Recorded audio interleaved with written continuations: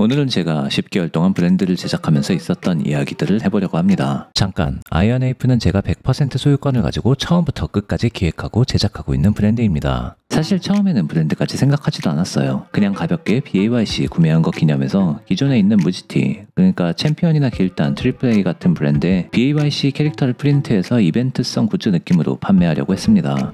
그러던 와중에 치명적인 제안이 하나 들어왔어요. 지금도 그렇지만 당시 백화점 중에서 가장 잘 나간다는 더현대 여의도에 팝업 스토어를 할 수 있다는 거였죠. 그리고 그 다음에는 판교 현대에서도 팝업이 잡히게 됐어요. 막상 이렇게 되니까 욕심이 생기더라고요. 잘 만들어보고 싶은. 그래서 아트 디렉터와 디자이너, 그것도 국내에서 가장 실력이 좋은 분들을 섭외했습니다. 케빈 팍. 원래는 가구와 공간 디자이너였는데 지금은 마스호텔 벨보이라는 프로젝트로 이름을 알리고 있습니다. 케빈 팍의 손을 거쳐 기존에 정형화되었던 에이프가 다양한 모습으로 탄생되기 시작했죠. 특히 가장 시그니처가 된 그래픽은 제가 EQG를 계약하고 왔다는 이야기를 듣고 그럼 에이프를 EQG에 태우면 어떨까 하는 상상에서 시작된 그래픽이었어요. 한스, 원래 마르제하우스라는 도메스틱 브랜드를 운영하면서 테일러를 같이 병행하고 있는 분이었습니다. 최근에는 자신이 일했던 테일러샵을 아예 인수해서 새 단장을 하고 있죠. 정말 처음부터 끝까지 옷에 대한 열정이 넘치는 분인데 처음에 무작정 찾아간 저에게 도움의 손길을 주기 시작한 분이었습니다. 이렇게 팀이 만들어지고 더현대에서의 첫 팝업이 성공적으로 진행됐습니다.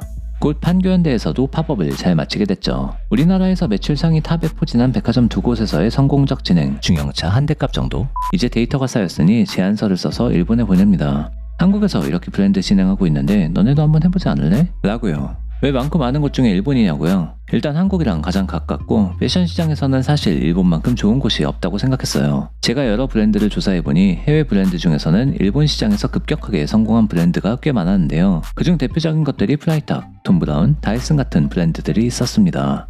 어쨌건 이런 제안이 통하면서 처음에는 바니즈 뉴욕에 들어가게 되었어요. 바니즈 뉴욕은 이름 그대로 뉴욕에서 처음 시작된 고급 백화점인데 일본 시장이 크다 보니 일본 내에서만 꽤 많은 지점을 가지고 있었죠. 바니즈 뉴욕 요코하마 지점에서 시작해서 로풍기점을 하고 고베점까지 세 지점에서 진행하게 됩니다. 그리고 나서는 긴자에 있는 한큐 맨즈까지 얼마 전에 모두 팝업 스토어 진행을 마치게 됐죠.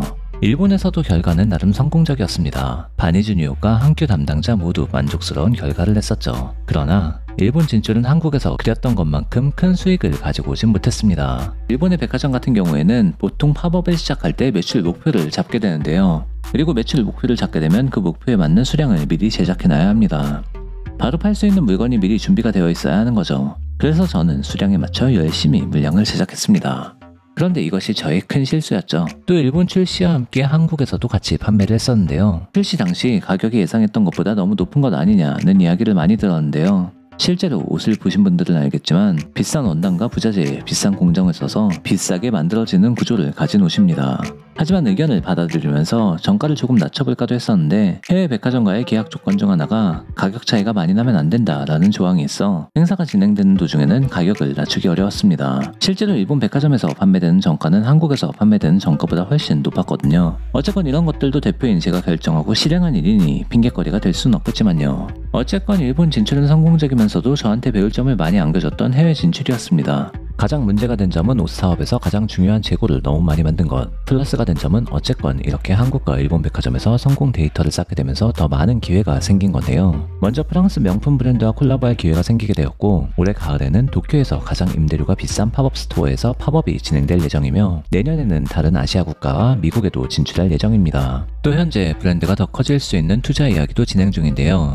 이렇게 한 단계 업을 하는 아이언에이프의 두 번째 시즌을 기다리면서 첫 번째 시즌을 정리하는 클리어런스 세일을 진행하려고 합니다. 이번 여름에 대대적인 물류 이전을 앞두고 짧은 기간 동안 진행할 예정이니 지금까지 봤던 머니스웨거 영상 중에 배움이던 재미던 동기부여던 인생에 도움이 되었다면 아이언에이프 입고 진짜 스웨거가 될 수 있는 기회. 다시 없을 아이언에이프 세일 바로 링크를 클릭해보세요.